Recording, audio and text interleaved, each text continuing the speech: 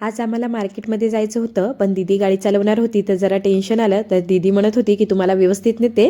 तर इकडे बघा गाडीवर बसत नाही, तर दीदीचा हात सोडून गाडी चालवायचं काम चाललं. तिला म्हणत होते हेअरस्टाईल नंतर कर, आपण तर मार्केटमध्ये आलो, आपल्याला घरी पण परत जायचं आहे. सगळ्यात आधी कपड्याच्या दुकानात गेलेलो, तिथलं काम केलं. मग इकडे बांगड्या वगैरे घ्यायच्या होत्या, आमच्या मापाच्या तर मिळाल्या नाही बांगड्या, पण 2-4 कडे आवडले, ते घेऊन मग घरी परत आलो. घरी येत नाही तर माझ्या लक्षात आलं की आपले कपडे तसेच वाढत आहे. लगेच ते कपडे काढले आणि इकडे मग छान तोरण वगैरे लावलं, कारण की ताईकडे उद्या छान छोटीशी पूजा आहे, तर त्यासाठी छान असे तोरण वगैरे लावून घेतलं. मग संध्याकाळीच रांगोळी वगैरे काढायची होती, कारण की पूजा सकाळचीच होती. ताई म्हणे की उद्या घाई होईल, तर आताच आपण करून ठेवूया रांगोळी वगैरे. तर छान आधी फ्लावरची रांगोळी काढली, त्यानंतर मग आपली छोटीशी अशी रांगोळीसुद्धा काढली. रांगोळी काढताना तर दीदीने भरपूर रांगोळी आणली, पण तिला नेऊन ठेवायचा कंटाळा येत होता.